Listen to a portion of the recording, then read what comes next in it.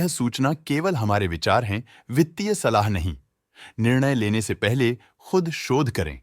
किसी भी लाभ या हानि के लिए हम उत्तरदायी नहीं हैं।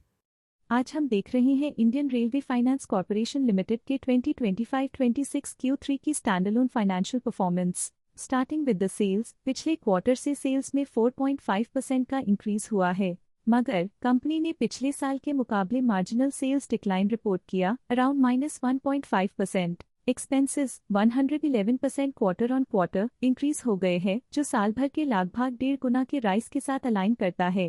क्वार्टरली सेल्स के कंपैरिजन में एक्सपेंसेस इंक्रीज होना दिखाता है कंपनी ने एक्सपेंसेस मैनेज करने के लिए स्ट्रगल किया। कंपनी ने पूरी साल के दौरान चैलेंजेस का सामना किया। ऑपरेटिंग प्रॉफिट, जो पिछले साल के कंपैरिजन में -2.5% डाउन हुआ है, quarter on quarter around 4% increase हुआ है। Operating profit margin OPM annual basis पे -1% से डिक्रीज हुआ है और पिछले क्वार्टर के कंपैरिजन में -1% से डिक्रीज हुआ है। एक्सेप्शनल आइटम्स को ऐड करके अदर इनकम पिछले क्वार्टर के कंपैरिजन में लगभग 2892 गुना बढ़ गई, बावजूद इसकी ईयरली ग्रोथ लगभग 19 गुना हुई है। इंटरेस्ट एक्सपेंसेस पिछले क्वार्टर से 6% अप हुआ, लेकिन ईयर ओवर ईयर डिक्रीज -5.5% हुआ है। डिप्रिशिएशन कॉस्ट में 6% का क्लाइम देखने को मिला और ईयरली बेसिस पे 7% का इंक्रीज देखा गया। प्रॉफिट बिफोर टैक्स एनुअली 10.5% बढ़ा, लेकिन प्रीसीडिंग क्वार्टर से 1.5% बढ़ा है। नेट प्रॉफिट ने ईयर ऑन ईयर 10.5% का इंक्रीज दिखाया,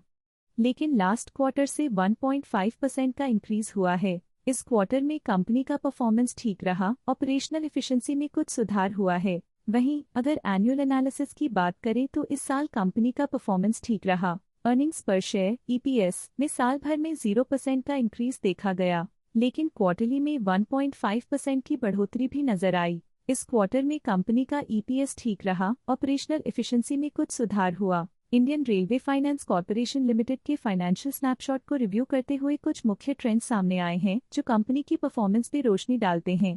दिसंबर 2023 से दिसंबर 2025 तक Indian Railway Finance Corporation limited की फाइनेंशियल जर्नी में सबसे पहले बात करते हैं सेल्स की। इस साल -1% की कमी के बावजूद पिछले 3 सालों में सेल्स में 1% की वृद्धि हुई है। इस साल सेल्स में गिरावट आई है, लेकिन पिछले साल सेल्स में अच्छी ग्रोथ हुई थी, जो एक अस्थायी रुकावट को दर्शाता है। अब बात करते हैं एक्सपेंसेस की। इस साल एक्सपेंसेस -3.5% घाट गए हैं और पिछले 3 सालों में -4% की कमी आई है। इस साल सेल्स और एक्सपेंसेस एक साथ बढ़ रहे हैं, जो बैलेंस्ड ऑपरेशनल अप्रोच को दर्शाता है। ऑपरेटिंग प्रॉफिट का सफर स्टेडली ऊपर चल रहा है, इस साल 8.5% की बढ़ोतरी के साथ और पिछले 3 सालों में 12% का नोटिसेबल राइज हुआ है। पिछले 2 साल से ऑपरेटिंग प्रॉफिट लगातार बढ़ रहा है, जो कॉस्ट मैनेजमेंट और ऑपरेशनल कुशलता को दर्शाता है। नेट प्रॉफिट का सफर ऊपर की ओर चल पड़ा है, इस साल 7% की चढ़ाई के साथ पिछले 3 सालों में 16% की शानदार वृद्धि हुई है। पिछले 2 साल से नेट प्रॉफिट लगातार बढ़ रहा है, जो फाइनेंशियल हेल्थ को मजबूती देते हुए इन्वेस्टर्स का ध्यान आकर्षित करता है। इस साल EPS ने ऊंचाइयों को छुआ है 7% की वृद्धि के साथ, जो पिछले 3 सालों में 15.5% की मजबूत वृद्धि पर आधारित है। लगातार 2 साल EPS में वृद्धि हुई है, जो प्रॉफिट ग्रोथ को मजबूती देते हुए शेयर होल्डर वैल्यू को बढ़ा रहा है। चलिए अब बात करते हैं शेयर होल्डिंग पैटर्न की शेयर होल्डिंग रिपोर्ट्स कुछ इस प्रकार की हैं, जो के तक चलता है।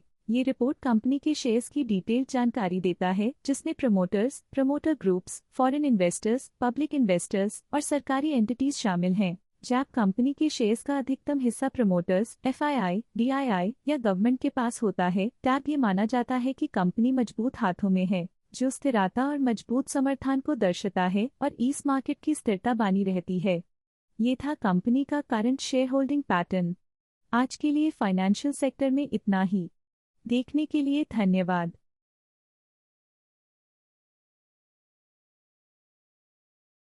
स्टॉक लेटेस्ट न्यूज अपडेट के लिए चैनल को सब्सक्राइब करें और वीडियो को लाइक एंड शेयर करें।